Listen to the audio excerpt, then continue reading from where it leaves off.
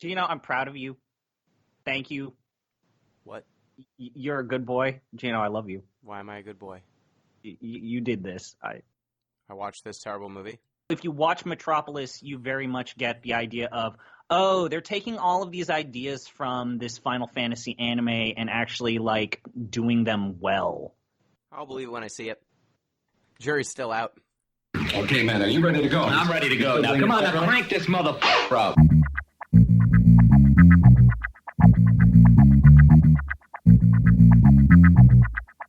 Break it down like this.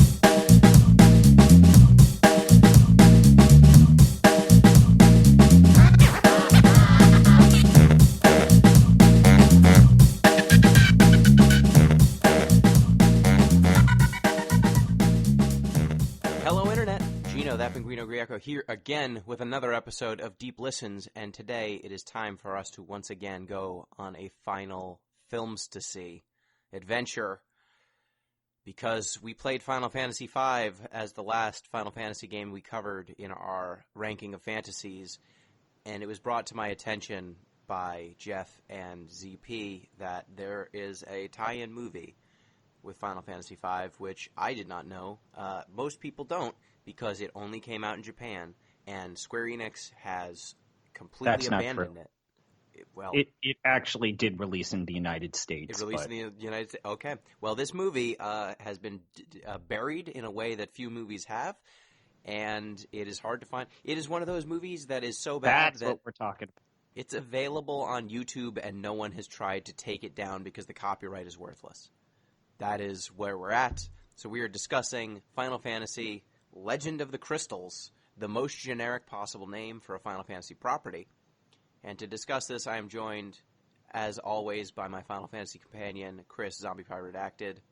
Oh, I'm not Chris. My name is Gino, that Pinguino Grieco. I don't like any anime that's more than 10 years old, and I don't like anything with panty shots or cat girls. I only want anime that's about serious things like the futility of man, the evils of capitalism, or, that slice of life stuff that makes me all tingly inside. This is not Carol and Tuesday, this movie. I'm also joined by Jeff Rud. Hello. A couple years ago, my brother was in the Air Force, and he was stationed in Okinawa, and I went to go visit him. It was my first time in Japan, and it was great. And a thing I learned is when American GIs get stationed in Japan, they get to base, they get a little, welcome to Japan. It's a little different here, and they give them a list. And it's a list of places, basically stores that they are legally not allowed to go as U.S. service people for a variety of reasons. And on this list are a bunch of bookstores. And they're bookstores which sell, it's a lot of manga and stuff, basically. And they're blacklisted for GIs basically because they sell a lot of images of underage children in sexually compromising positions. There's no reason at all I'm bringing this up. Anyway, Final Fantasy Legend of the Crystals. Normally, this is where, I ask Gino, it's like, Gino, why did you make me play this awful game or make me do this awful thing? Because usually Gino's the one that picks the stuff on this podcast. But I feel like this is the one time where Gino and everyone can say, Chris, why did you make us do this awful thing?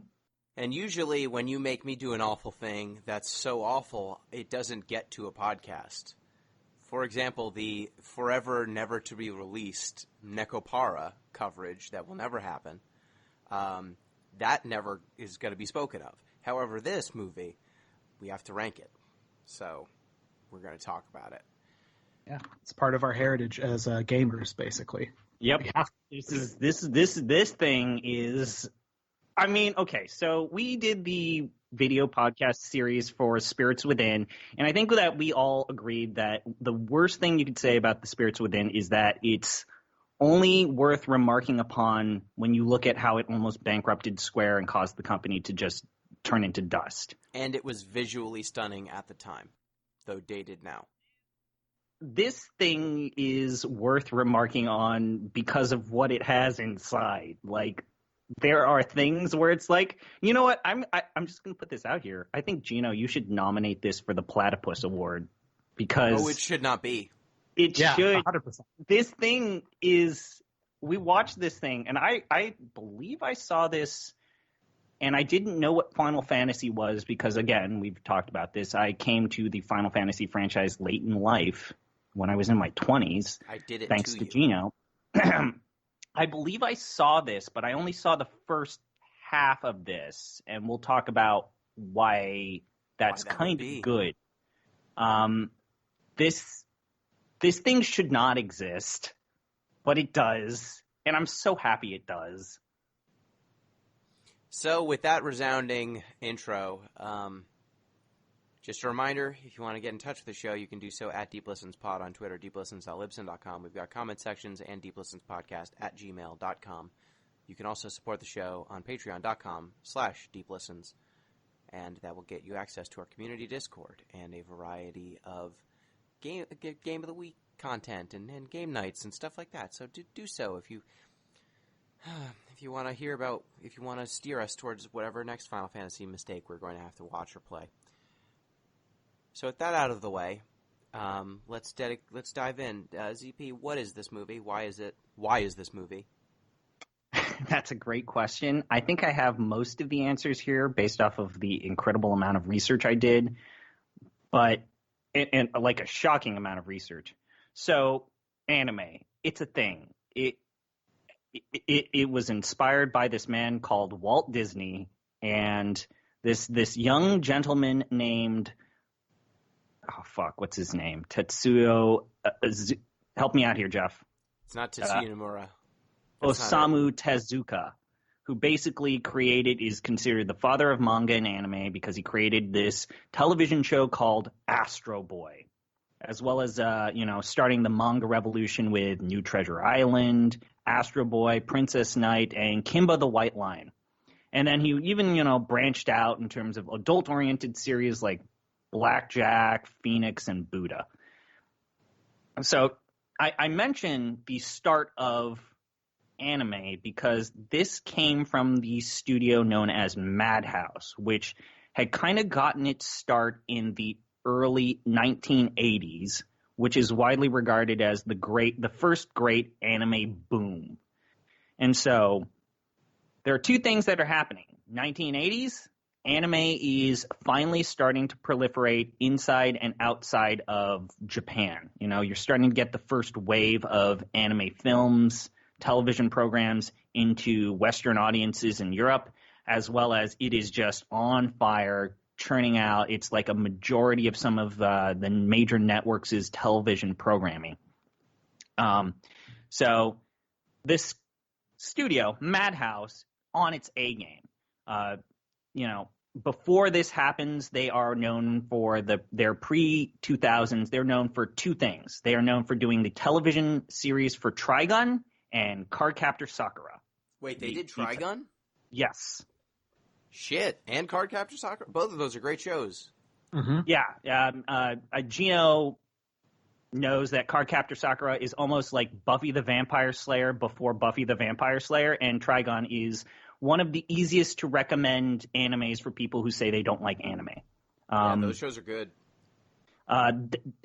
This thing was made by the same people who made that. Okay, it makes sense why I liked most of the art. Yes. And this leads us to the fact that in the 1980s, Square Enix, kind of on their A game, even though they're kind of still sort of playing second fiddle to Enix.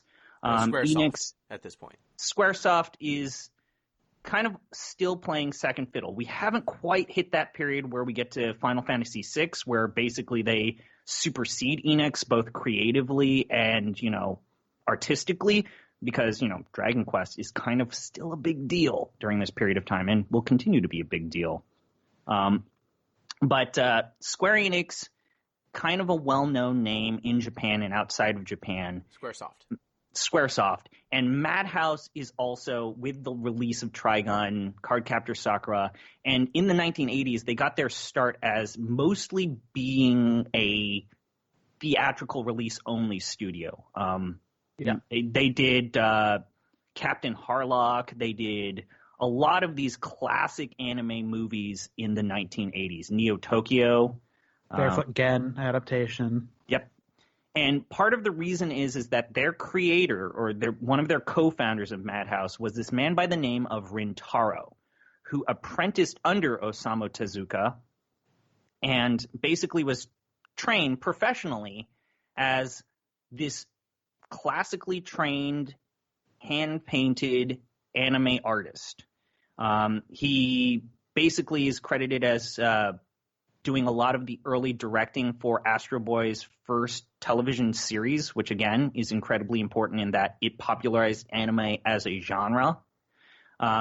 He also went on to work on a lot of early success stories within the anime industry, whether it's Phoenix, Galaxy Express 999, and also X 1998 or 1999.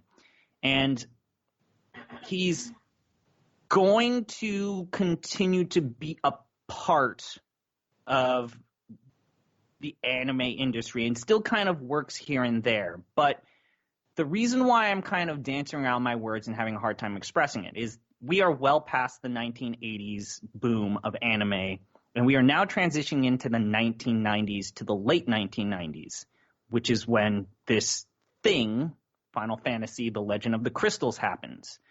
So two things had kind of happened that made Madhouse go through a little bit of a bottoming out period. The first thing is that, you know, even with Trigun, there was this thing that released in 1998 called Akira. And it basically was this watershed moment in the anime industry in that it actually released in Japan, financially struggled, then released in the United States and made back almost all of its money in the Western audience because, you know, for a lot of people, it was their first exposure to anime. And so there's this paving the way of this idea that something could release in the West and make back its money or supplant kind of their financial difficulties by releasing outside of Japan. And then on top of that, we see the advent of digital paint. Basically, rather than doing, you know, the hand-painted cell work, traditionally animating animation cells, is that you can now use digital paint or make, you know, frames of animation using a computer. Madhouse, with all of these people in the studio being professionally trained from like the 1960s, still has retained a lot of those staff members that don't want to make that technological switch. Hence why, you know, they kind of hold on to a lot of ideas in terms of storytelling and animation that by the 90s was starting to feel dated. So Madhouse, still a big name. Square Enix, this kind of rising star. Squaresoft, this kind of rising star. The details here get a little fuzzy, but from what I was able to figure out is Madhouse approached Squaresoft, basically is like, hey, remember us? We made this big thing called Astro Boy and Trigun. Can we borrow the Final Fantasy franchise and make an anime adaptation? And obviously Squaresoft, with, at this time, not a lot of interest in branching out as a multimedia company, said yes. This came out in 1994. Yes. So Akira came out in the 80s, right? 1980, you said? 1988. Okay, 88. You said 98 before.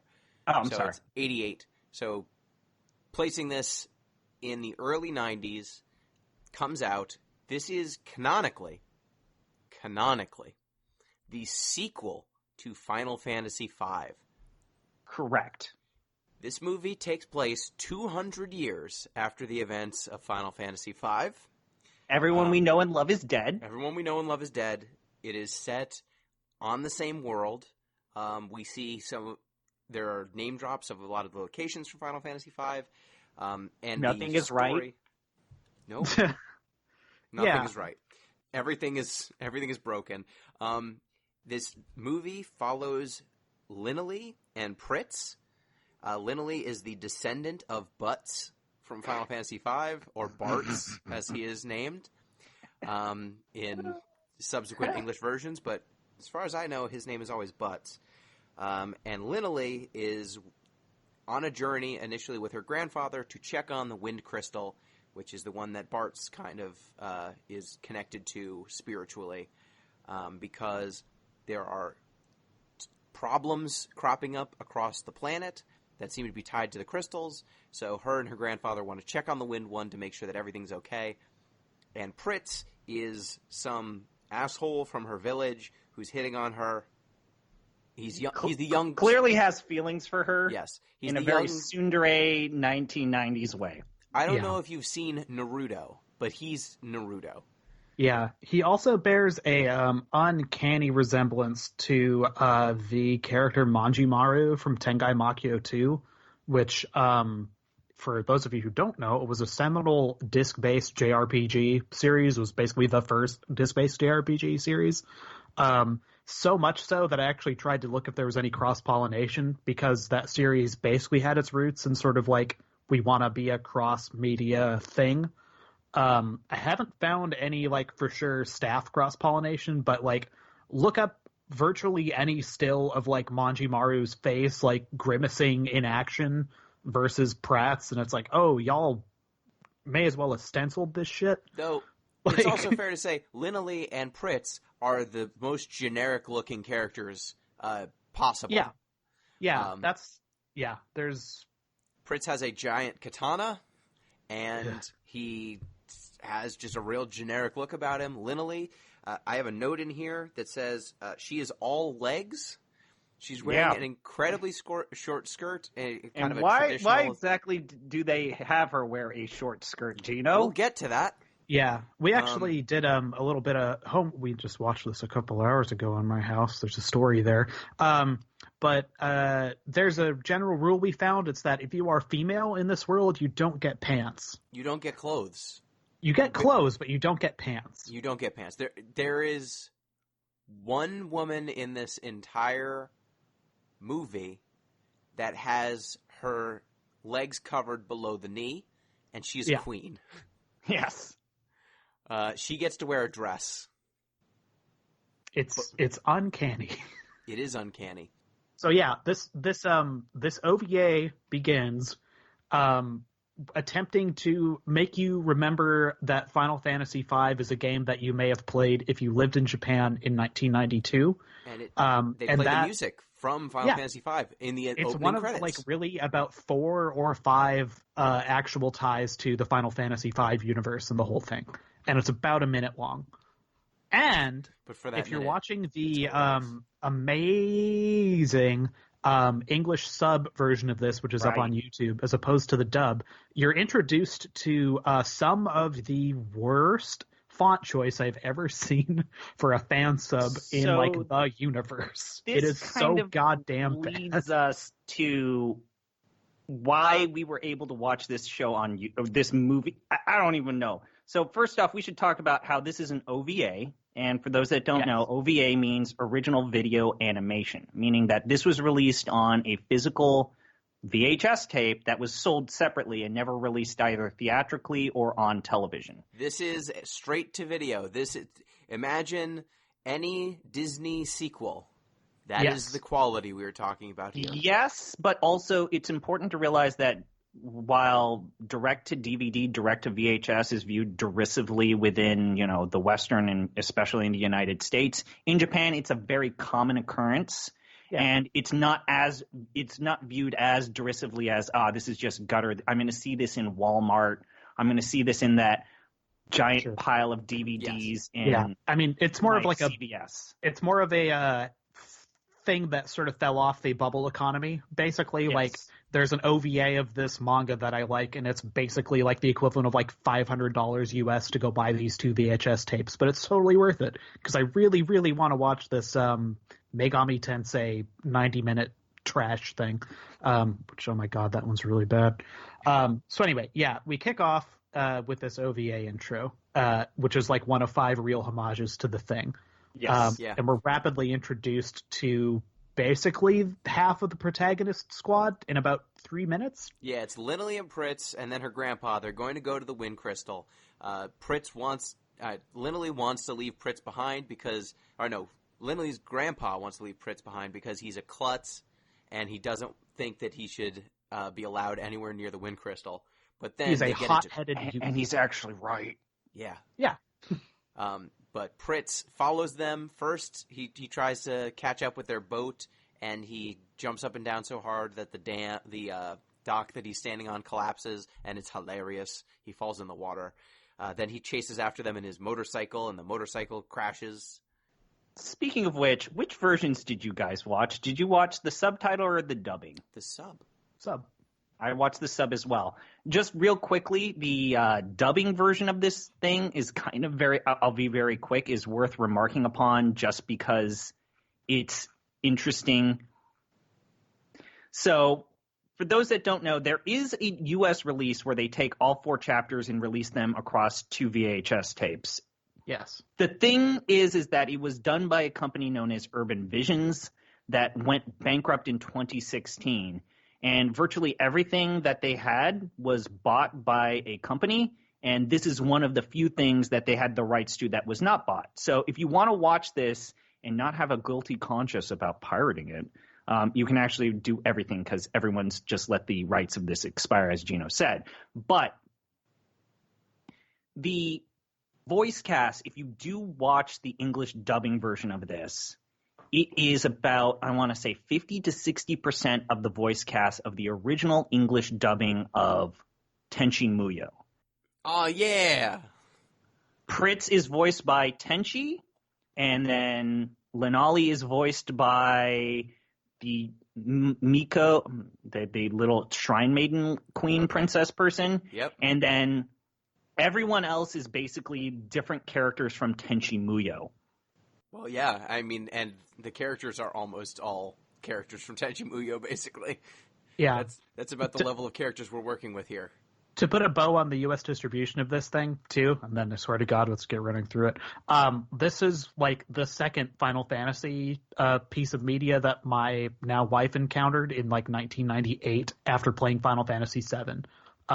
It was at a Blockbuster, and it was in their like Japanimation section, and she's like, "Great, more Final Fantasy. I want to see the characters I love much."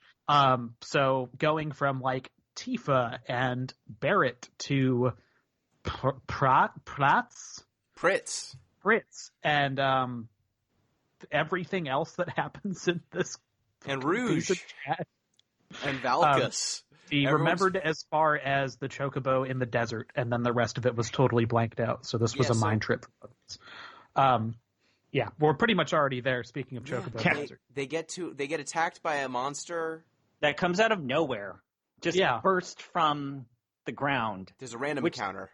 They rely on this kind of exact mechanism of let's just have some fucking evil shit pop off.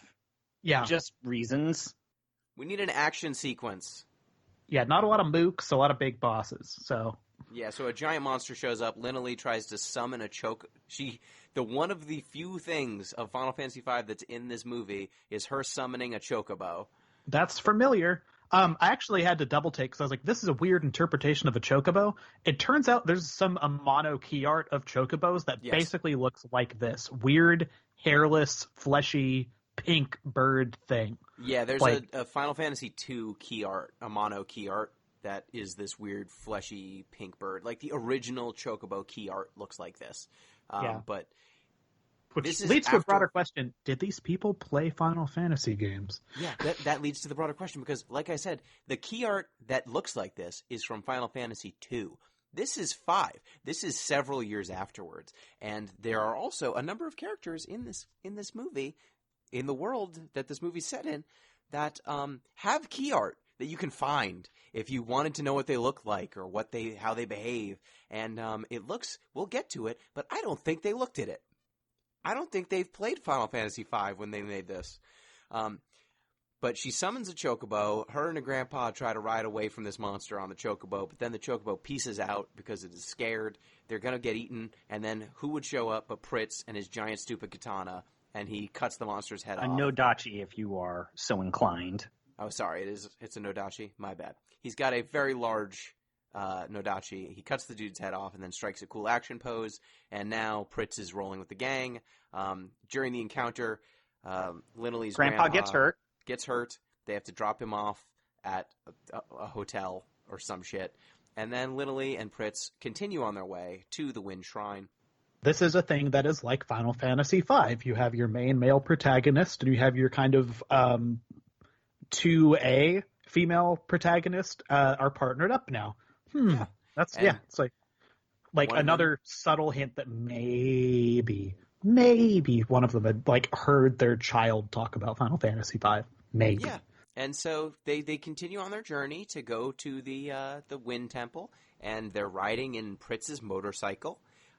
I want to say, I think, Gino, you mentioned it. The background work in this thing is pretty good. Like, yes, some of the backgrounds good. There are certain parts of the animation quality of this thing which are not good.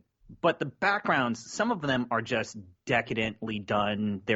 You can tell, as I will talk about shortly, that they are traditionally animated, and they're very well done. Like, there are some beautiful art assets here.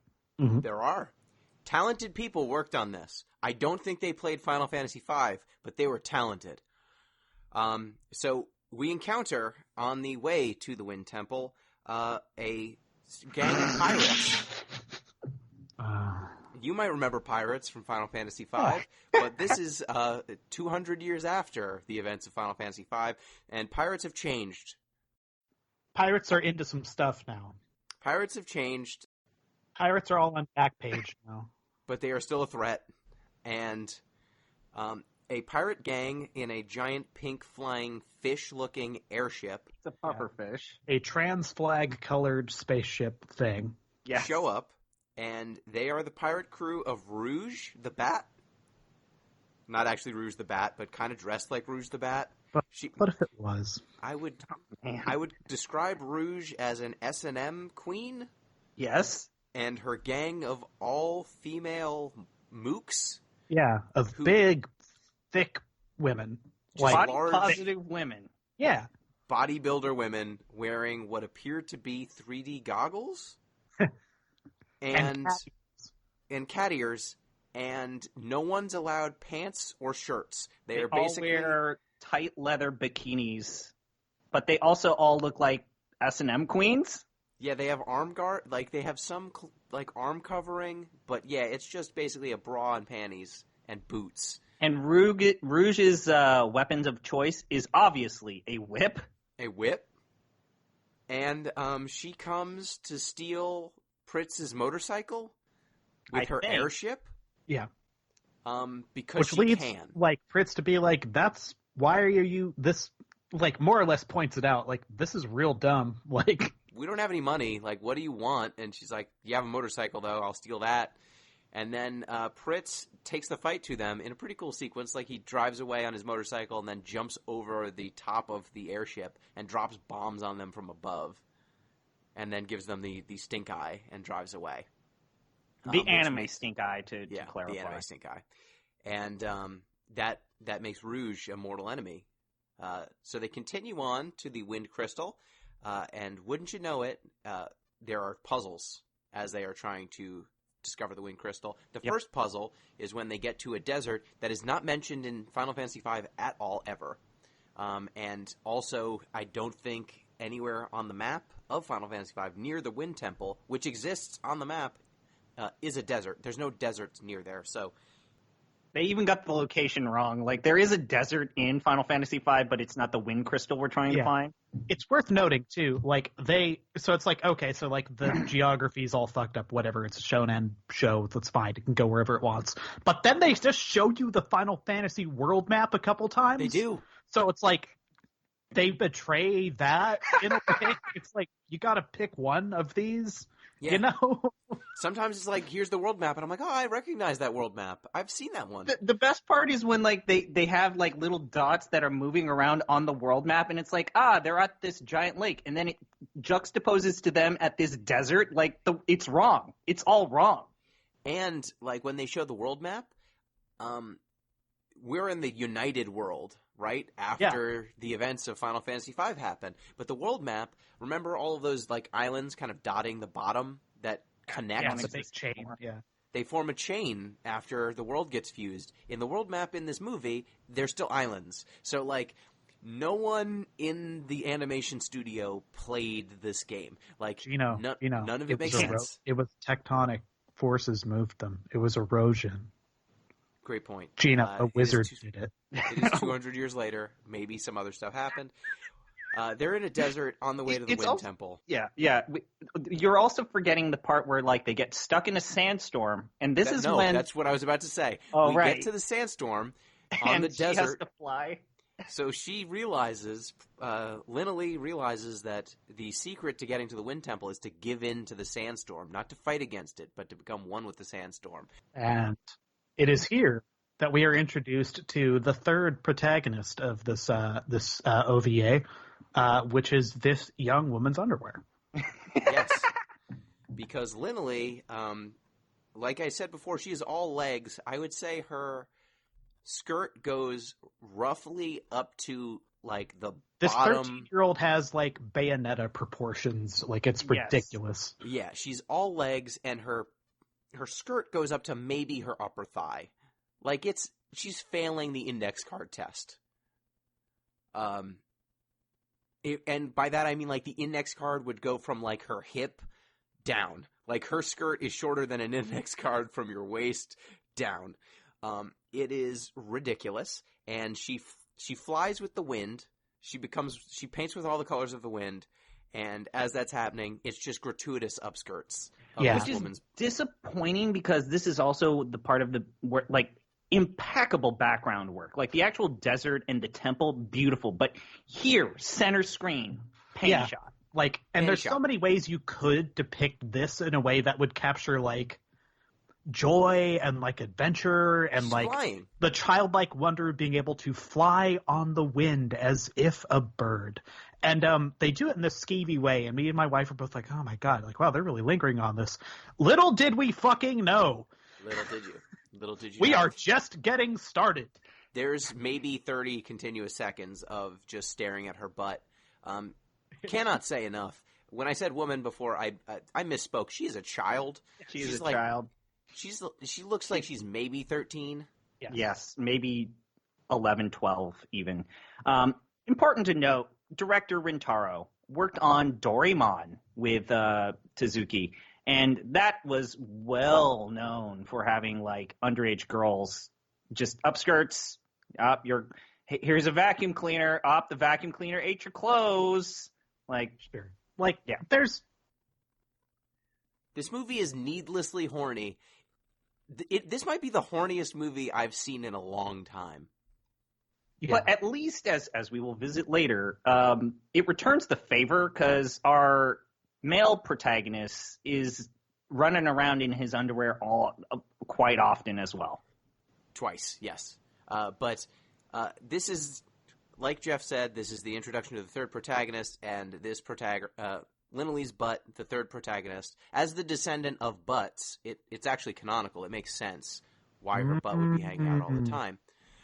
See, that's clever, because the Japanese is steeped in puns, so that's you real good.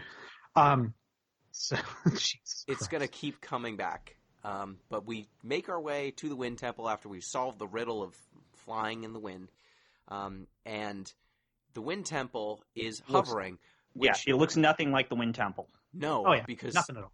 Nothing at all. The Wind Temple does not fly in Final Fantasy V. In this movie, though, it flies, and there's a puzzle. You need to solve a puzzle to get into the Wind Temple. So Linnelly decides to try and solve this puzzle by like jumping between some rocks that are like the east, the north, the south, and the west. And Pritz is like, I've got another solution to this puzzle. I'm gonna go take care of this. You do whatever. You wait for me. So Pritz's solution. So Linnelly solves the puzzle like using logic. Pritz's solution to this puzzle is to go back to Rouge's airship and hold everyone on it hostage with bombs, and then drive the airship into the Wind Temple and enter it that way. So Linnelly actually gets in like a minute before Pritz gets there, but then he crashes an airship directly into the temple. Yeah. You know, it's a funny, like, lateral solution sort of thing. He gets there and he's like, oh, we're ready. Oh, my gosh, you figured this out yourself? Wow. Like, haha, how funny, how situationally funny. They get inside of this temple. There's another puzzle. They've got to cross over some pillars. So they need to jump. And once again, the third protagonist appears, ready to help out, because she needs to. Linolee needs to jump between places and dangle from things.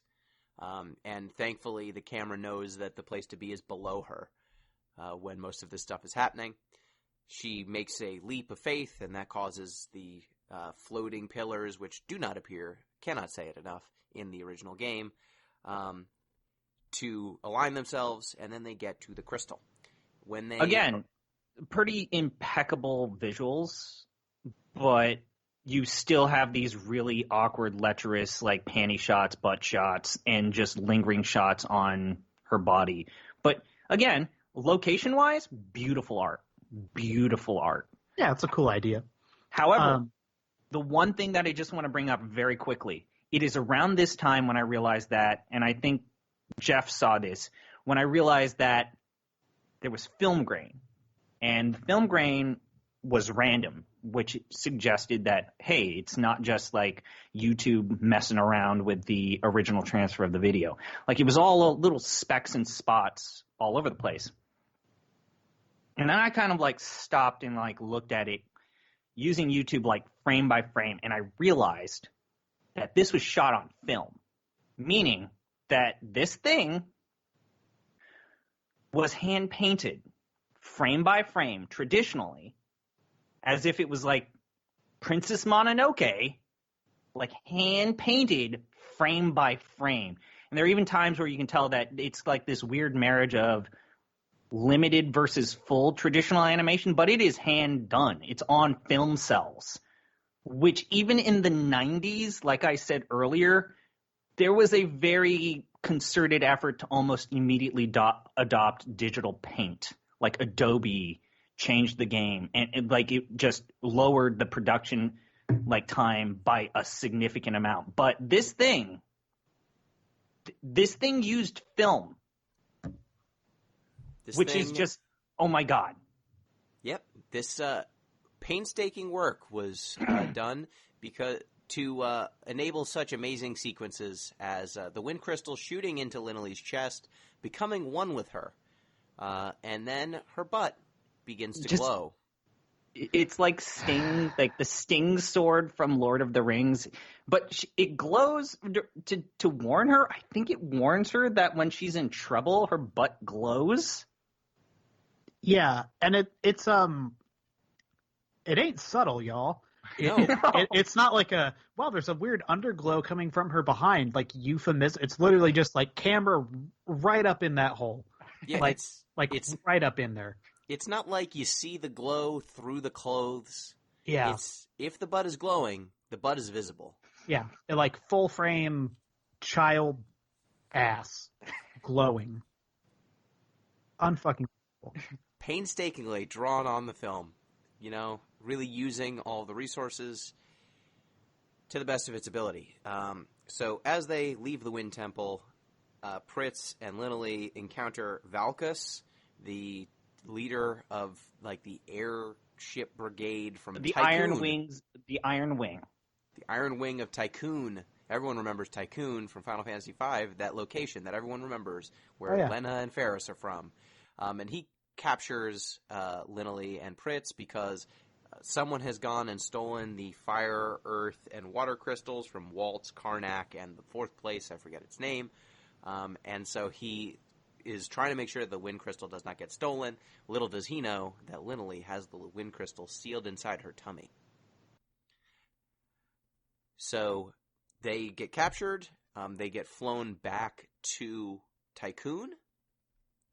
But then they get attacked, right, by the pirates. Yeah. Lo and behold, they are all captured by Rouge the pirate and her pirate crew in a amazing twist and turn of events. And suddenly, this man who was so secure in his position has his position thwarted, and we are led on a sequence to a magical S&M island. Rouge Island. Rouge Island, home of Rouge the Bat. So we also should point out, this is chapter 2. Like, the hard cuts in terms of chapters are really weird and awkward. But but fitting an OVA like this. Fitting an OVA because this was released disc by disc or VHS tape to VHS tape. Yeah, but it's the chapter. It's first one is like the wind chapter, then the fire chapter of the wind, fire chapter, dragon chapter, and then chapter of the star. You know, Final Fantasy V stuff. But where this starts to they start to lose the plot that this is supposed to be an adaptation of Final Fantasy is kind of when these chapters are less of continuing the journey and them kind of like, hey, let's try some different things. Let's try. So the first chapter, Chapter of the Wind, is kind of a traditional Madhouse experience. You know, just go on a little journey. Here's a little lecherous panty shots. Like it's a very by the numbers, low budget anime. It is anime. Chapter 2, Chapter of the Fire, is so painfully like original Dragon Ball. Like it's not even. It made me uncomfortable to watch. Like we're now in the weird Dragon Ball chapter. We're gonna get we had the early Astro Boy chapter, and then the final chapter is so obviously the let's try and attempt low rent Akira that it just is. Sure. Let's not get ahead of ourselves though. We're not going to get ahead of ourselves. But so, they get captured. Pritz gets stripped naked because Rouge is trying, except to his underwear, because Rouge wants to know where the wind crystal is, and she tickle tortures him, and then she has a whip because she's an S&M queen, and Valkus has a stir while this happens. Yeah, he's horny for Rouge. Pritz he learned something about himself. Yep. He literally just watches her torture and strip a young man to his underwear and is like, man, yes. He's all in. This is what I've been missing. They're thrown in a prison cell. They do this ridiculous bend prison bar to get out. They try. Sequence. But then Linnelly's butt glows again, and then out of nowhere comes a character from Final Fantasy motherfucking 5. Oh, Jesus Christ. Yes, I totally forgot. Everyone's favorite Final Fantasy 5 character, Mid. The son of Sid, the grandson of Sid from Final Fantasy 5, Sid Previa. Sure. Mid Previa, the small child who helps his granddad with all the science tasks that are necessary. He shows up, but he's a ghost. He's a ghost because he's dead. Because all the characters from Final Fantasy V you know and love are dead. But it's worth pointing that Mid is not like adult Mid. This is like child Mid that we saw in Final Fantasy V, which we will get to later. But they decided, oh wait, we need to have an actual character from Final Fantasy V. We're gonna go with Mid. Yeah. Mid is in this. He looks appropriate, which is nice. It's finally some character from Final Fantasy V is in this game, and he at least looks something like what Mid's supposed to look like. So good on you. When they have flashbacks with Mid, where they show Mid and Sid and the main cast of 5, none of the main cast members of 5 look anything like they're supposed to. But Mid at least is properly rendered. Sid kind of looks like Galoof of all things. It threw me for a loop. I was like, wait, what? That's yeah. And I was thinking originally, man, what a weird ass pull side character. Oh, it gets weirder. It gets weirder. It gets much weirder. Yeah. Fun fact, Gino. The English voice for Mid is actually Elma and Yunalesca in Final Fantasy X. Huh. Okay. Weird. That's real weird. Fuck. Okay, so so Mid taunts Pritz, he taunts all of them, but then Rouge figures out, because she's listening in on the cell, that Linnelly has the crystal stuck inside of her body. Oh, so right. She takes Linnelly away, and Pritz and Valkus and Mid are left. Well, Mid follows them eventually because he's a ghost and can phase through things. But Valkus and Pritz eventually bend the bars to escape. When they escape, they follow Linnelly to Rouge's base of operations. In her throne room full of treasures it's revealed that she has given Linley a laxative to poop out the crystal because that's her plan. And Pritz cannot stand this, so he takes out his Nodachi and cuts up all of her treasures and takes Linley, and then there's an action sequence where they escape from Rouge Island on his Which motorcycle. is a legitimately good action sequence. Like It is. him breaking out and using the motorcycle to get out. It's a good sequence. It's a ridiculous environment, like this castle with like this monorail system, but it's something where when you turn your brain off, it's actually a well-done action sequence. Yeah. It is. Good for them. They have good action set pieces. But then they get attacked by some sort of otherworldly being who has robot henchmen. Gionos. Yes, Death Gionos. He's trying to get the crystal back, and as they are escaping Rouge Island, these robots attack, and I think they escape. The island gets blown up, but they escape. Sure. And they escape on Valkis's Iron Wing and fly to Tycoon. I remember I had like a brain conniption fit where it's like we just go through this very long, elongated motorcycle-based action sequence. There's one quick scene where we take a little breath of fresh air where it looks like Rouge and Pritz are going to fight, and then robot aliens start attacking, and then we immediately transition into another elongated motorcycle-based action sequence. And it's like, oh my God. Yep. And as this island's blowing up, my initial impression of Rouge is like, oh, all my stuff, my place, my island. And it's like literally all of your mooks are dead. Like all of them are dead, and you're only thinking about your stuff. And then it pans around the ship, and it's like, oh no, they took a bunch of her mooks with her. Okay, we're better. Yeah, her mooks. She's always got her mooks. Yeah. So she escapes, but ends up getting captured by the Iron Wing. She gets put in chains, and then Valkis is like, I'm sorry I have to put you in chains, but I'm still horny, just in case you were wondering, but I need to do a good job in front of my troops. I can't There's an early little line where, like, the co-captain of the Iron Wing says, oh my God, he captured the pirates all by himself. I thought that was a good line. It's like, oh, everyone's an idiot in this world. Yeah, there's some situational dramatic irony and funning around Valkis, which it's one of the few things I'll say that like pays off in a way that's like, oh yeah, that's nice by the end of it. But we'll get there. there. I think it was around this time. My notes went Mid is in this, and then followed by this movie is so horny. It's also worth noting that we have a lot of really weird and awkward juxtapositions to who we assume is the villain. And it's like they're completely out of context. We hear a backwards talking robot, which even in the Japanese version is basically talking in backwards. It's painfully obvious that that's how they make that audio effect. And the visuals there are completely nothing like we see in the world.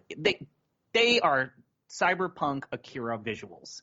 Yeah. It's like this robot putting his hand into like this glob of red goo to like communicate with this man who's got like half his face missing and half the face is robotic and half the face is bionic. Weird metal fetishist. Yes. Tetsuo the Machine or Iron Man sort of it's stuff. basically like, Tetsuo from Akira, but we have no idea who the villain is until much later in the story. We have no idea where this is happening. We have these awkward cuts to this very deep-speaking villain man. And it's like, okay, clearly this is the villain, but we don't understand his motivations, why he's It's fine, we're never going to, but... well, and it's like right about this time that Mid sort of breaks this down, right? Yes, it's around this time that we find out the tragic backstory to Mid. We go back to Tycoon, and we're going to meet Queen Lena, which I guess is a descendant of Lena, which raises a question because Bartz and Lena, I believe, end up together after it. So how is Queen Lena not related to Linley in some way? Which again, clearly no one played Final Fantasy V who made this thing. Yeah, a wizard did it. Tycoon in Final Fantasy V is like like European style castles. Oh right, kingdoms. the castles. The castle of Tycoon in this movie is Taj Mahal inspired. Yeah. But then the temple to the dragon is an East Asian Vietnamese pagoda. Yeah. And that temple to the dragon god, there are wind drakes in Tycoon, but there's no dragon god. Like, they invent an ancient pagoda that they say has protected Tycoon for centuries, which this is 200 years after the events of the game. So again, there's no way that would exist. It's fine. It's fine. A wizard did it. I need to not care about the canon because they don't. Yeah. But what about the tragic backstory of Mid? Oh my God. Okay. Oh my God. I have to talk about this because Okay, I go. just experienced this shot. today. They get an audience with Queen Lena, and Mid, the hero of legend, tells everyone what happened. What's the deal? Jeff, what's the deal? Okay. So, and I swear to God, he fucks up explaining this. Like, just bullshits. Because he's like, my granddad was there and helped Right. them He put says his X-Death down. granddad And I'm like, solved the. Oh my fucking God! liar. He said his granddad Nope, he didn't. defeated X-Death. yeah. That's like, that's okay. Go ahead. he lie helped. to these people. That's cool. He helped. Yeah, built he the helped. airship. His He wasn't granddad there. was a major part of the party. Sure. So anyway, he tells this fucking whopper, and he's like, and then as my granddad lay dying, on his deathbed, to me was basically like, yeah, I figured it out, how all the crystals work and how it's a bad idea for people to use them. So I'm gonna just die and burn all my notes, and the secret to operating these crystals is gonna die with me, and that'll be that. Humans won't be able to mess up again. All will be well. So Mid is standing over his grandfather's tomb, who is very dead, at which point a giant black Skeletor alien specter thing, teleportation beams the sarcophagus, the casket, out of the ground, opens it, and extracts Sid's brain.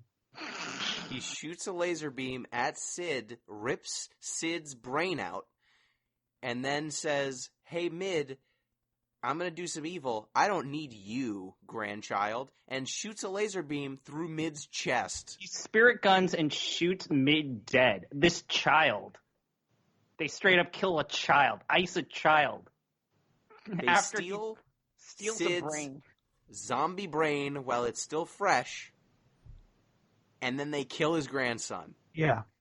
So we now have the central plot MacGuffin of this OVA is now a generously secondary character from Final Fantasy V's brain.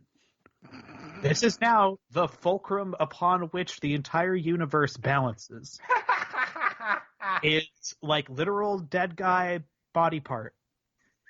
I was fucking astounded. It's like, I cannot believe how stupid this is. This is the stupidest thing I've seen. Like, I can't even think of anything. And rather than just like laugh at this small boy, be like, you are insane. And everyone's like, all right, yep, cool. We will help, except for Rouge, who is basically baited by a like giant mountain of treasure. At which point she's like, yep, totally, all right, I'm on board, cool. It's been 200 years, though. It's been 200 years. This guy had Sid's brain. So our old heroes from original Final Fantasy V just let Mid die and then didn't bother to find out who murdered Mid and stole Sid's brain. They just let this guy go to the fucking moon and let him do his evil schemes for 200 years. Yeah. You know, I hadn't even considered that angle, considering they killed like extra-dimensional tree demon, which in my case was just use Bahamut a lot, so they were kind of lazy, if I'm honest. But you know, they have the tools, but apparently they're just like, let's just fucking start a kingdom. Hey, what happened to that kid who helped us? I don't know. I guess he effed off for the last 50 years. And remember, so he wants to become a god called Death Geunus, and the villain's original name is Raw Devil. Yes. And then Raw Devil had like half his army are robots, and then the other half are like green orcs who worship him, believing that he's a god. Naked, they're naked goblin women? Yes. Yeah. More thick women. But they don't have tops, so you actually see some boobage. They're boob goblins. I don't. I Yeah. have a note in here, and it says boob goblin. It's a studio that's into thick women. But That's okay. we can't emphasize enough. Like, zombie brain. Yeah. Yeah, Sid's zombie brain is a key part of this movie. We got to keep moving. So we go to the pagoda because we need to go to the black moon of this planet. Everyone remembers the black moon from Final Fantasy V. And the way to get to the black moon, is it with the airships with airtight ceilings so that they can go through the vacuum of space? Of course fucking not. The way you get to the black moon, you dum-dum, is by flying on the flying dragon of Tycoon Village. You need to go to the bottom of the pagoda, and then down there's a dragon, and he'll fly you Dragon, Pump the Dragon, Dragon Ball Z, and then he flies you to There's even a fucking long red moon. brick highway that looks exactly like the Spirit Highway in Dragon Ball Z. It's worth noting, to access all of this, though, the important ingredient is shine. Right. A big, Butt laser. glowing laser beam light out of a 13-year-old girl's We're not hat. there yet. We're not even there yet. We are in the pagoda, and then on both sides there are clouds. We go to the bottom of the pagoda. There's another puzzle that they need to solve, and the puzzle's solution is, Jeff? Ass. It's shooting a laser out of Linnelly's butt at this center temple in the center of this, like, underground lake that Pritz... It's just like, a Guanyin head that comes out, basically. Yeah, it's a big, like, big, like, Hindu head Indian head, yep. That, everyone remembers from Final Fantasy V, the great Hindu inspiration. Pritz was just going to swim there. Yeah, sorry.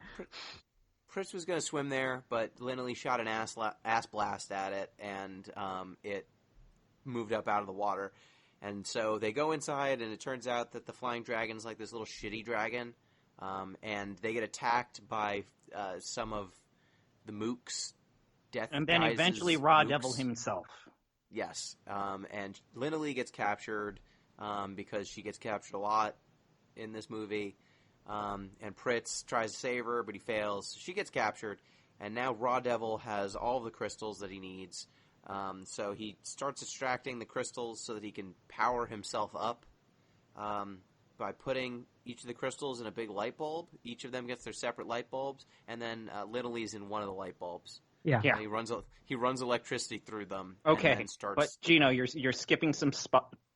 I mean, this starts, and then before, like, this happens, and then we cut back to the main party being like, we need to get Linnelly back, and the dragon that she befriended turns giant, and then they hitch the airships. So this drove me goddamn bonkers. So we spent all of this, like, going through these trials to find a dragon that can help us. We're supposed to ride the dragon. I recall it saying, ride the goddamn dragon to the moon.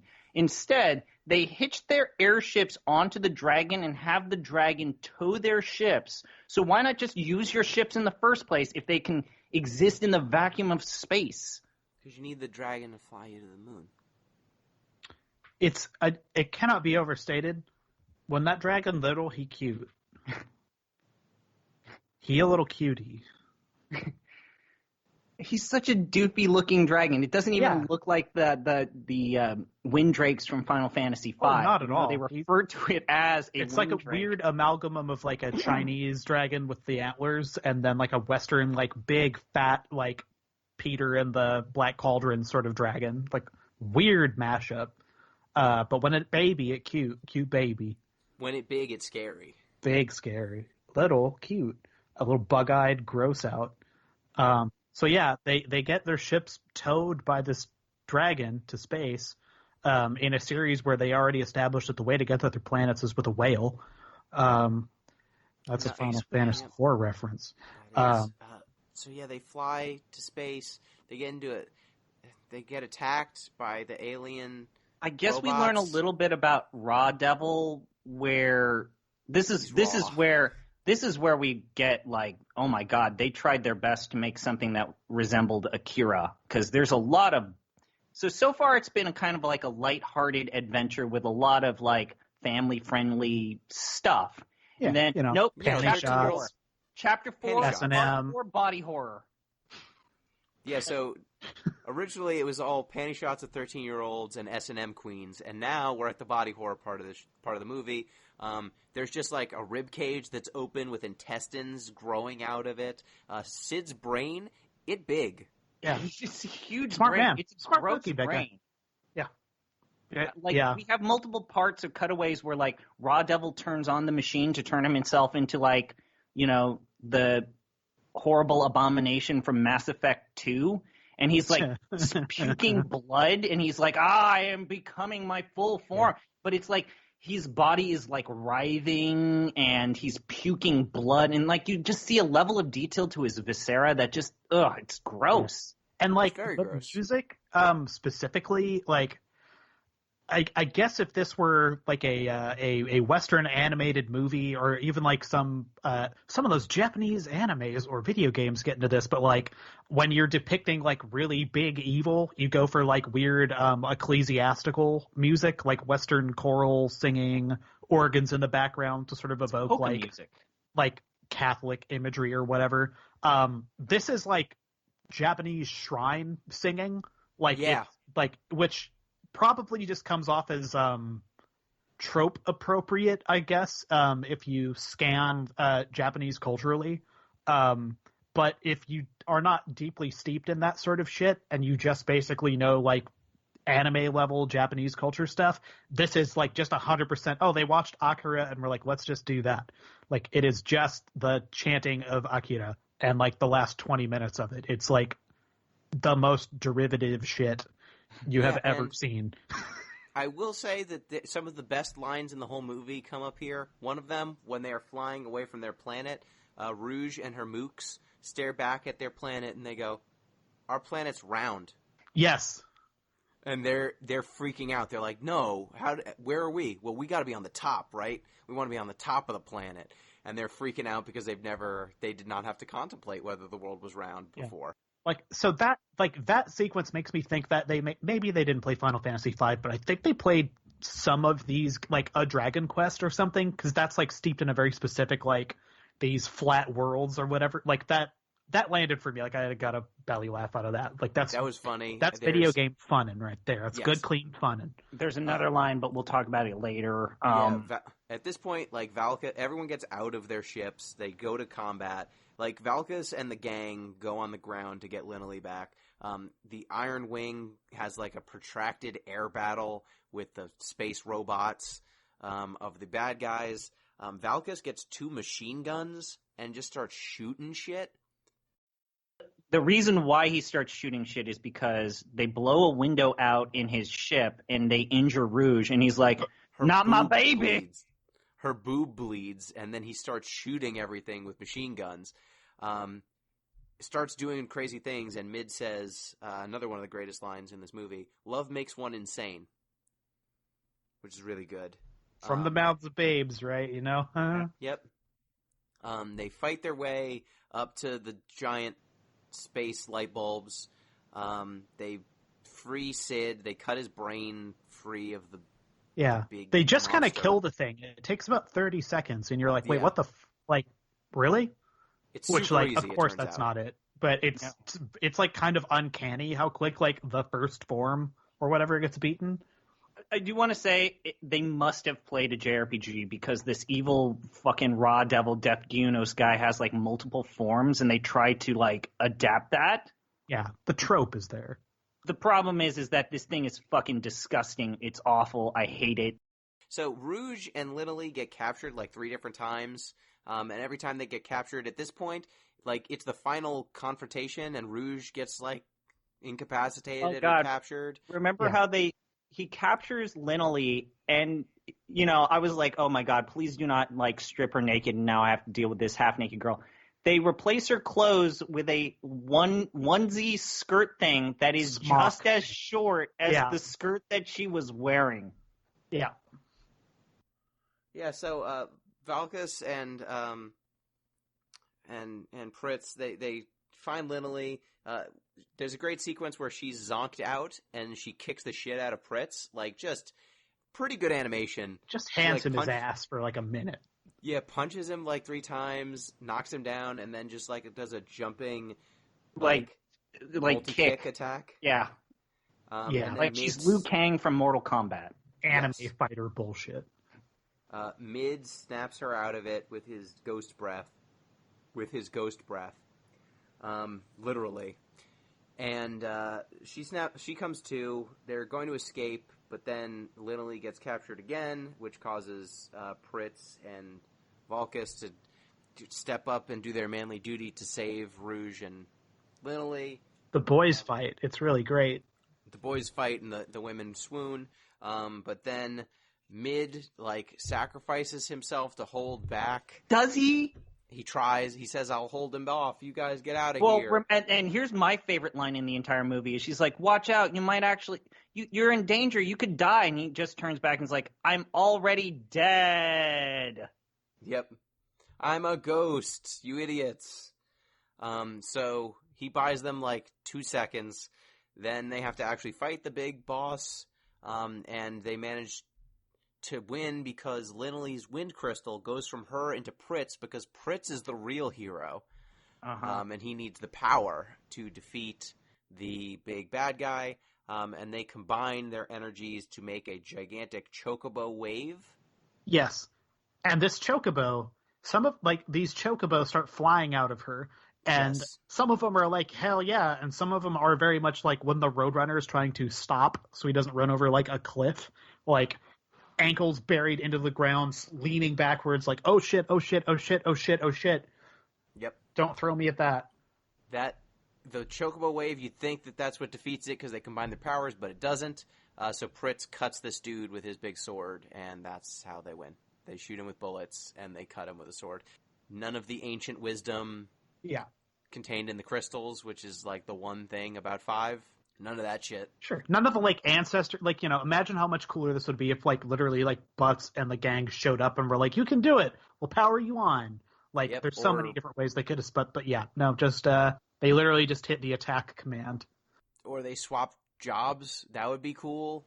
Sure. No, none of that. So after they defeat Death Gnos Raw Devil, Sid's brain is allowed to rest, and we get maybe one of the most amazing still frames I've ever seen. We see Sid holding his brain in his hands.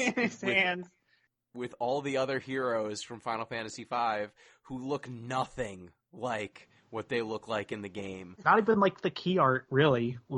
Just some fantasy people. Yes. We get everyone's favorite characters, Butts, Krill, Lena, Galoof, and Ferris. They're all there, and Sid with his brain. And He's then holding the brain. Sid and his fucking stolen valor, his fucking, I took down X-Death. Goddamn liar. Mid goes back with them, and Pritz has another one of the best lines in the movie as Mid rejoins his ghostly pals. Pritz says, don't get that brain stolen again. Yeah. Yeah. Just tonally, what are you doing? And then they go back to their normal lives. Pritz and Linilee go back to whatever fucking village they're from. Unclear. They ride their motorcycle, and then they encounter Rouge and her gang again. And This time, Valkus is there, and he's wearing an S&M gear. Well, and you get this wow, you're out thieving again. That's pretty nuts. And Rouge is like, yep, I got another mouth to feed. And you're like, oh. And Valkus just sort of stands up behind her in this amazing sort of gimp outfit, basically. Just happy as a clamp. Just happy as a pig in slop. And that's the I'm with my girl. And yeah, it's dumb and horny and campy, but it's also okay, This is fun. This character changed and developed over the course of this show. I think he's the only one that does. Him and Rouge gets a little... No, she's just the same. She's the same. Everyone else is the same. But Valkus learns a thing about himself, and he's happy. That's great. And Mid gets his grandpa's brain back. Yeah. Remember the part where he finds his grandpa's brain and he starts jumping on it and hugs the brain? Yes. Oh. And the brain talks to him. He's like, I'm going to play with you, Grandpa. It's so good to see you. And it's just this giant throbbing brain. And he's weird hugging it like it's nothing. It's like his grandpa. but he also jumps up and down on it like it's a bouncy castle. Yeah. It's huge and bulbous, and it undulates and says, "Mid, I missed you." It's And that's the end of the movie. We need to rank this thing. yeah. It shouldn't exist, and it's not very good, and it has like literally nothing to do with Final Fantasy V. It adds nothing to the narrative, and like literally Square, a company that could come in and swoop and claim ownership of it, as they do with any like Final Fantasy shit, have written it off. Like, chose not to. yeah, like we're just like, we're good.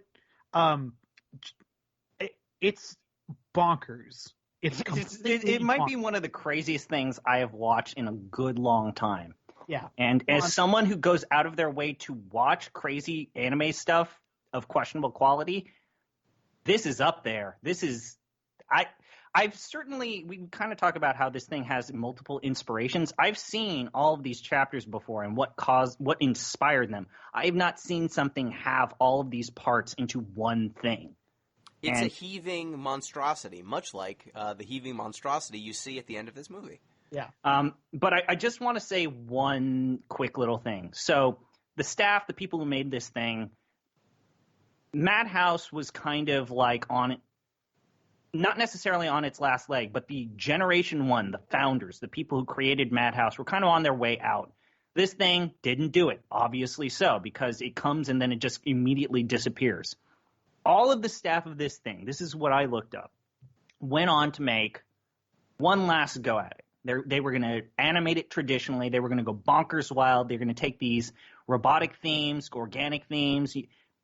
They put all of their money, I think it was like $20 million, which in like the turn of the century was kind of crazy.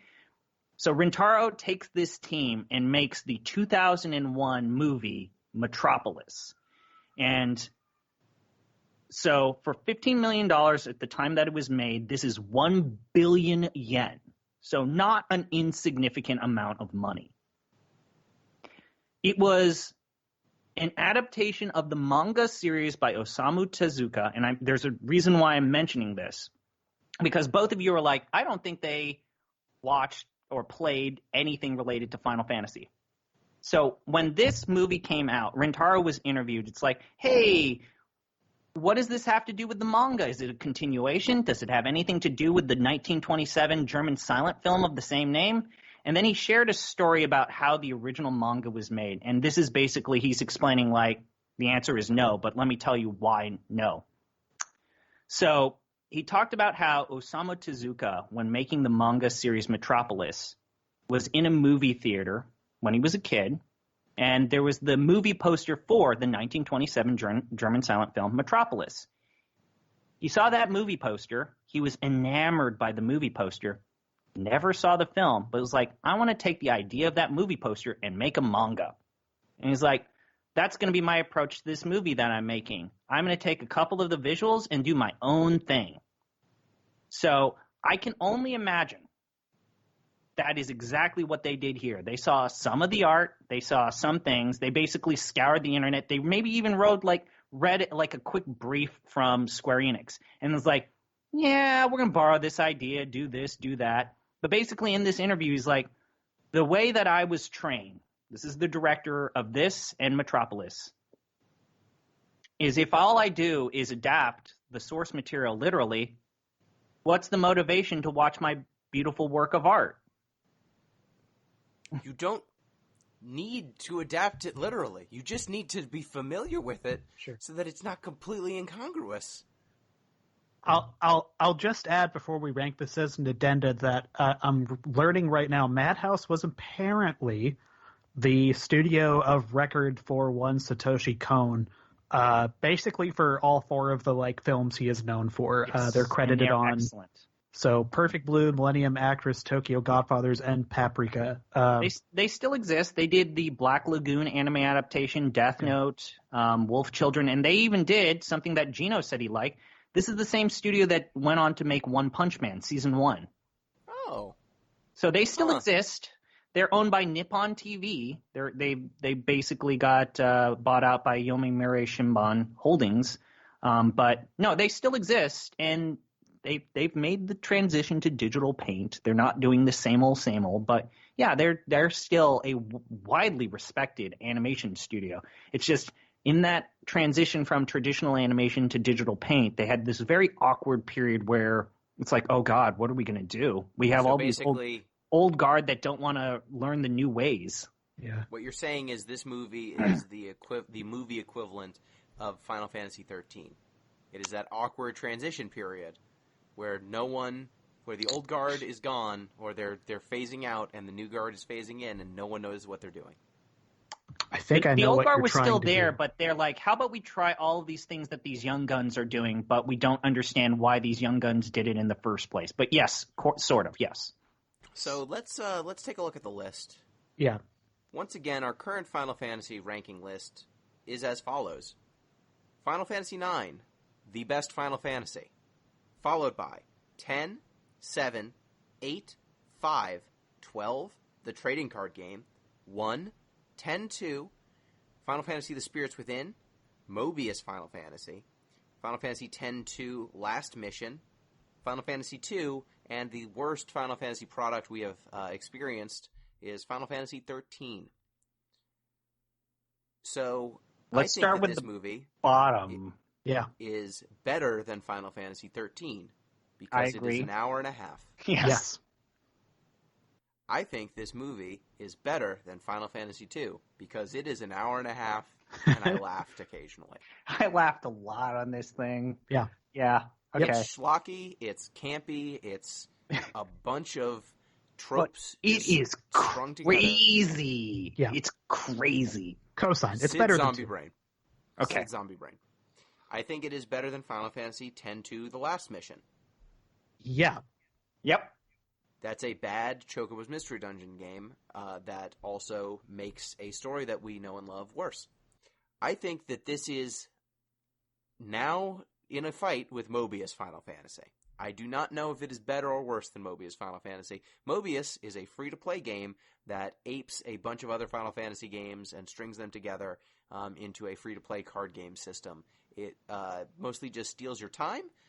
It has some original story. ZP, you've played more of it than me. Yeah, I played 90 hours of it. And it's all set to die this June, so get your Mobius love on in about a month or two because they're shutting down the servers. Yeah. This is better than Mobius Final Fantasy. Yeah, I'm going to say that it's not exploitative and it doesn't hook you into those mobile free-to-play. I don't know if I agree that it's not exploitative. Okay, but sure. I will say that it never once was like, hey, you want to see some more of this girl's panties? It's $4. That's true. It just gave it to you for free. Yeah. So, great point. So now we get to the funniest comparison. Is Final Fantasy Legend of the Crystals better than Final Fantasy The Spirits Within? I'm going to say yes. I'm going to also say yes because... I'm also going to say yes. Steve Buscemi's in that movie. Yeah, and I think it's, for me, just as simple as... for all of the problems this film has, and to be clear, myriad problems, I was never exactly bored. Yeah. And Final Fantasy The Spirits Within's greatest sin is that it is fucking boring. Yes. Final Fantasy The Spirits Within, we talked about it earlier, like the only interesting reason why you should watch that movie is if you're curious to know why Final Fantasy X-2 happened, why there was this changing of the guard. Like, it's a good historical... Why did everyone lose their jobs? Why did everyone lose their job? Why did Square have a studio in Hawaii? Like, what the hell? Yeah. Why is Squaresoft now Square Enix? It answers a bunch of questions. But it is mostly a technical showpiece that is a competent popcorn movie. But at no point is it especially fun. No, I mean, there's maybe one or two lines that I can remember, but I don't know the names of all the characters, and I think I will remember certain scenes from this thing a lot longer. Yeah. I can't tell you a single scene other than maybe the end that I honestly remember from, like, distinctly. Yeah. Do you like eagles or do you like butts? And again, I can't emphasize enough, this thing made me laugh. Like, I laughed a lot. Yeah, it's better than The Spirits Within. Sid Zombie. God help me. You know, there's a Sid in The Spirits Within, and it's just a dude named Sid. Sid in this movie, Sid Previa's zombie brain is a key character. So now we get to another comparison, which I feel is especially apt. Is Final Fantasy: The Legend of the Crystals better than Final Fantasy X-2? Oh, man. We're starting to get in some real philosophical questions here. Both of them have S&M queens. Yes. Both of them are sexually exploitative. Mm-hmm. Both of them have some moments of genuine humor and cringe factor.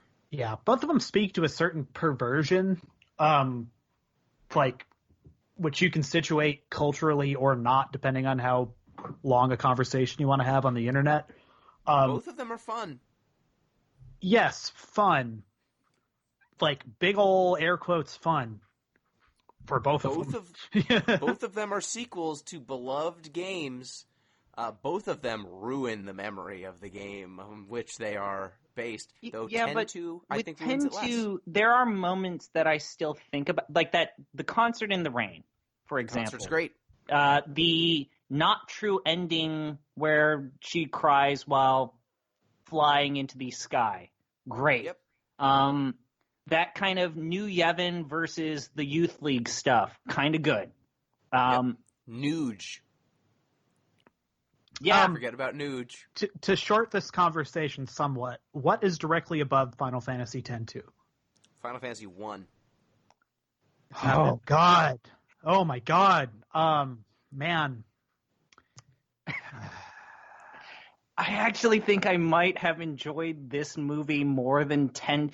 There's no camera sequence where I have to hot swap the cameras so as that I can help fucking what's his name? The Chocobo Shinra. Eater. Put the Chocobo Eater in jail. Yeah, I'm not going to put the Chocobo Eater in jail. However, there's also no sequence that in this movie where you're forced to control a camera to stare at women in hot springs.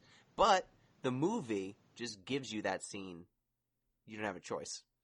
So, I don't know. This is a hard one. I don't know. It's a coin flip for me. Jeff, what do you feel? Oh, man. Do you think that this might be more enjoyable than Final Fantasy 1? Because here's the weird thing. This is where I break with you guys, because I think I philosophically, I can't put this above Final Fantasy 1. I cannot. I can't either. Even if it is actually better, which I can't believe I'm saying. I don't think it because is. It isn't. No, Gino. Like, this is, like I said in our Discord, which you should join. It's a lot of fun. Deep listens at discord.com. I think I'm going to nominate this for the bad movie club that I'm a part of. And this thing is perfect for that. Like, in terms of, like, riffing material or, like, your own version of Mystery Science Theater 3000, this is perfect. That's why I think that's the 10-2. 10-2 is as far as I am allowing it to crawl. Yeah. Because I think FF1 is a serious, like, seminal moment in video games. Yeah. Like, whether, like, this, as you've mentioned, sullies the source material, I think that started a tradition of this company going back and sullying source material. Like, you look at this, okay? Final Fantasy V basically strip mined for, like, 3 ideas, and they're made worse. 10-2 takes Final Fantasy X, strip mines it for a couple ideas, makes the whole thing worse. Okay? 13-2 takes the interesting things about 13, such as they were, basically ignores them and makes a game that, while better, sort of, like, leaves some interesting ideas to die.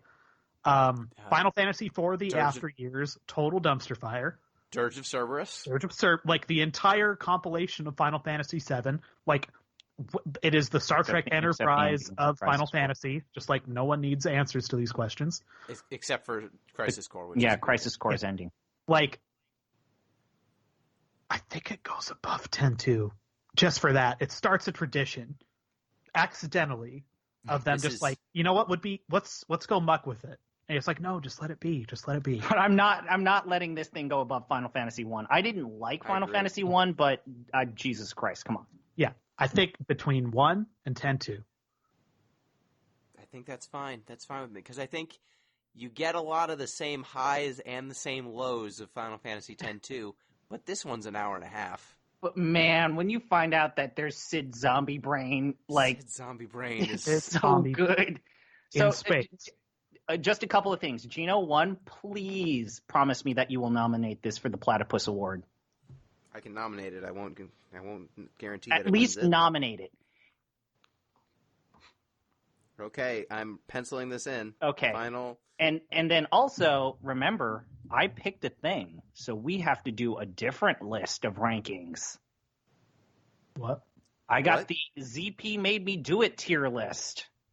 Oh, yes. Cue my music. I don't think I have music. All right, so for those that don't know, whenever we play something that I pick or watch something that I pick, Gino is forced to rank. Can I just... Yes. I didn't read the list. Oh, the new okay, list. sorry.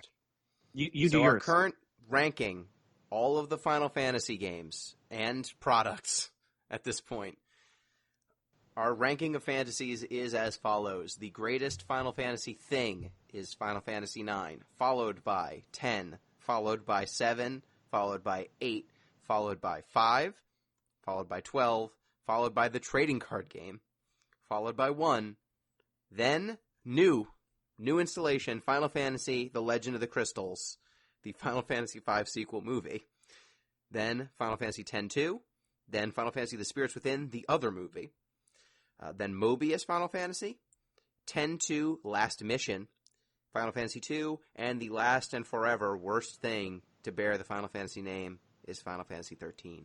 All right. Now, my list. Now, your list of things that you've done to us. So, Crimes ZP has committed. You also never told me if you put Spirits Within in the naughty bucket, the shit tier, or if it's in the fine. But It's actually the liminal space. It is the exact. so it's in line. like the gray area. Okay. It is the line. Okay. So we It's have at purgatory. number one things that Gino actually liked. FTL as number one. Number two is Huddleful Boyfriend, including the Bad Boys love ending. Number 3, Pajama Sam 1. Number 4, Pajama Sam 3. Number 5, Pajama Sam 2. Yeah, Number that's the right 6, Mist. Number 7, Ribbon. Number 8, Bionic Commando. And apparently the line is now defined as The Spirits Within. But below the line, officially in the things that Gino does not recommend you ever touch or play, number 9, My Horse Prince. Yep. Number 10, Mobius Final Fantasy. I have great opinions. Yep. 11, Jade Empire. And Yep. dead last, Nekopara. Forever. I would say that this goes above Final Fantasy The Spirits Within. What is immediately above it? Bionic Commando. Bionic Commando. Ooh. Some body horror there as well. As well, and reprehensible also in some ways. Is Sid Zombie Brain worse than someone's wife being turned into an arm? I don't know. It's an hour and a half. You can get through it real fast.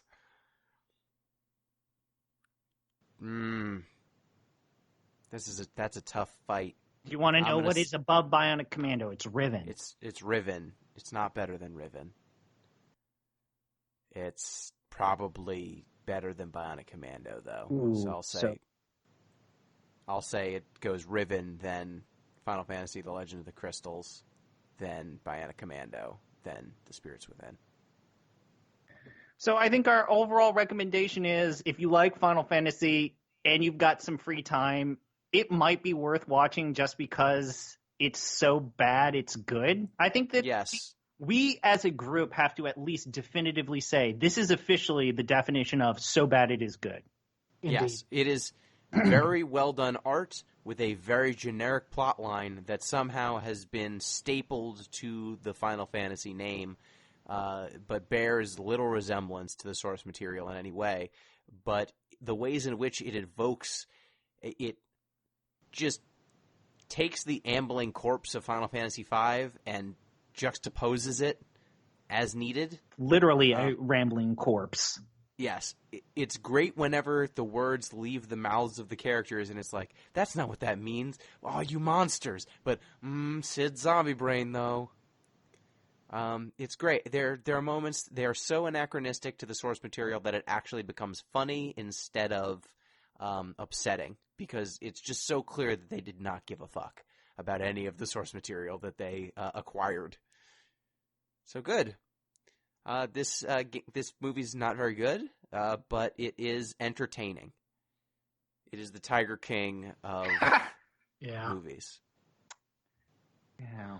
You can't look away. It's an indictment of capitalism. Her butt glows. So thank you once again, ZP, for joining me on one of these Final Fantasy adventures. We need to pick what our next Final Fantasy thing will be. That's right. And because we've carried him around, I think we briefly talked about it, I'd like to defer and let Jeff pick something. I don't know if you agree, but he's been through some shit with us, Gino. He has, but he also was the person who said we should play 2. Well, I'm the one who said we should play 13, but you keep letting me do things to you. I mean, if we're going round robin, it went, 2, 5, this film, and now we're back to me, question mark? Yeah, we can do that. That's right.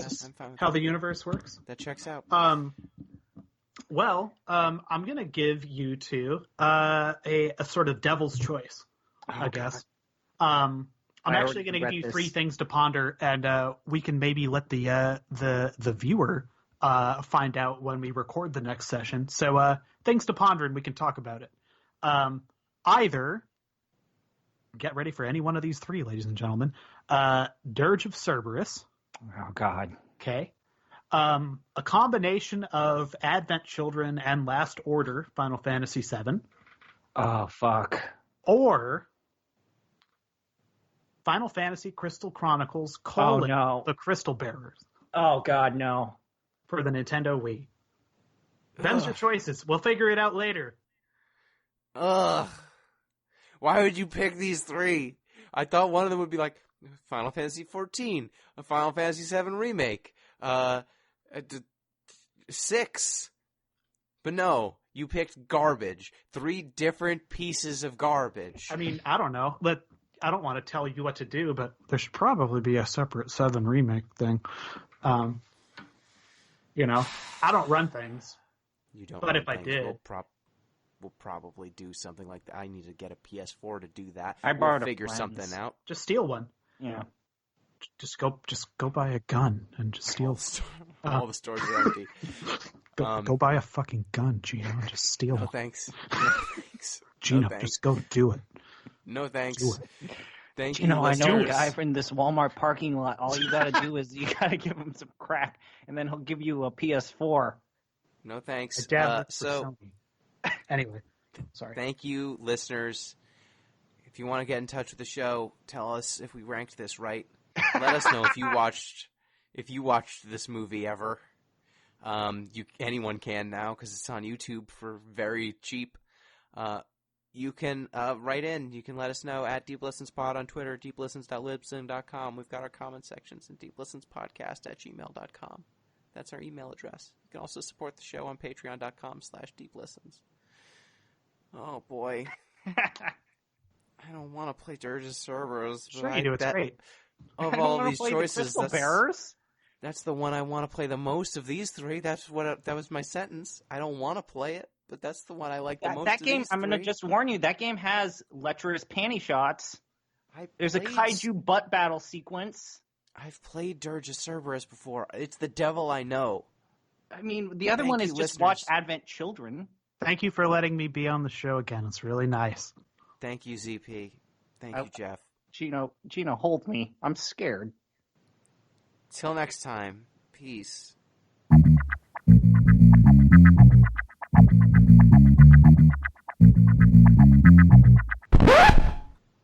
And there's the podcast. I actually think we should Why play would Crystal Bearers. I think I don't want to play Crystal Bearers. I want to play Dirge of Cerberus. I don't want to play Crystal Bearers. You would rather play Dirge of Cerberus than watch a 2-hour film and a 25-minute OVA. Yeah. Am I understanding that? I have the DVD here, I guess. The other one's an OVA? I thought that's the before... Oh, what's the one that was the Turks? They actually decanonized that slightly after it was released, but it is interesting to watch. Last Order? I thought that was the one... Oh, okay. I thought Last Order was the one with the Turks where it was a phone game for Japan. That's before Crisis, and that is virtually, covering that is a nightmare. We will never have it. Yeah, because emulation of Japanese mobile games is impossible. Yeah, it's apparently been remade in RPG Maker, but it's oh, great. a dinosaur version of the experience. I want you to say that sentence again because it blew my mind. My understanding is that some really determined people, like fucking chimps writing Hamlet, basically redid the whole game in a version of RPG Maker at some point. But I don't know much about this. Well, we'll talk about it later, I guess. Okay, we'll figure it out. Fuck, Dirge of Cerberus. Fuck. To quote Dirge of Cerberus, I'm sorry. Gomen nasai.